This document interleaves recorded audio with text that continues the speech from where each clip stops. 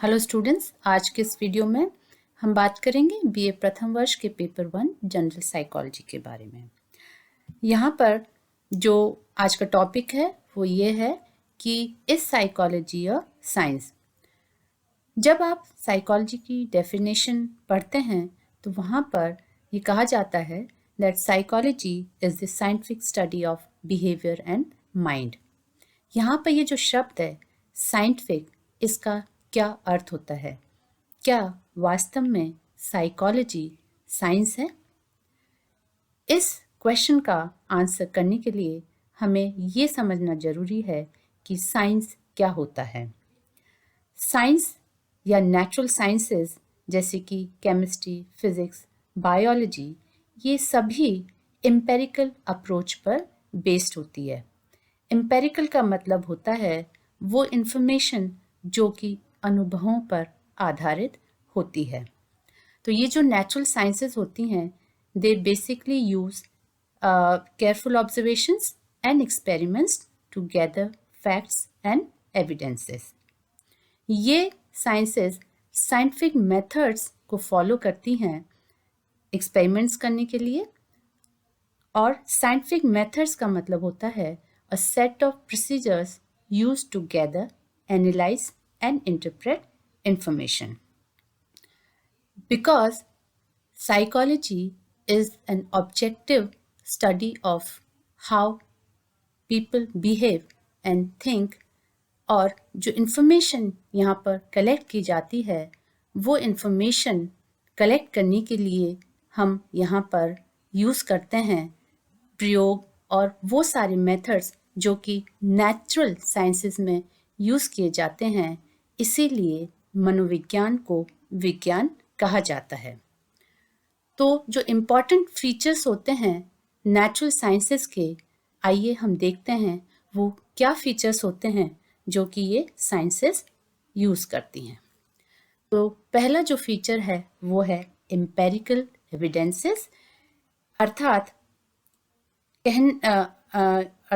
यहाँ पर हम कह सकते हैं कि जो भी इंफॉर्मेशन कलेक्ट की जाती है वो अनुभवों के आधार पर की जाती है, हमारे सेंसेस के द्वारा की जाती है, केयरफुली और डिटेल में की जाती है। इसीलिए साइंस को साइंस कहा जाता है।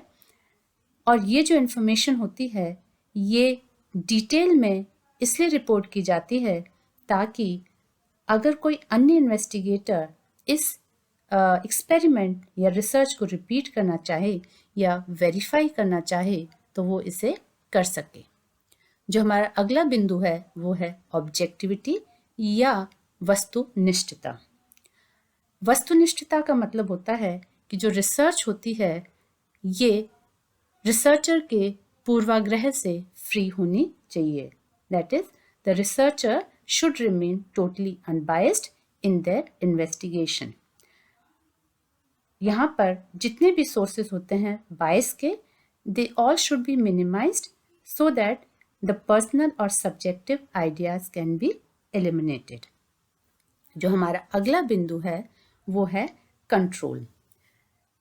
मनोविज्ञान के अंतर्गत भी और नेचुरल साइंसेस के अंतर्गत भी कंट्रोल जो है वो एक बहुत इम्पॉर्टेंट बिंदु है, क्योंकि जितने भी हमारे एक्सटर्नल वेरिएबल्स होते हैं उन्हें नियंत्रण में रखना बहुत आवश्यक है, क्योंकि यदि हम इन्हें नियंत्रण में ना रखें तो ये हमारे इंडिपेंडेंट वेरिएबल के ऊपर प्रभाव डाल सकते हैं जिसका कि असर हम नहीं देखना चाहते या जिसका अध्ययन हम यहाँ पर नहीं करना चाहते।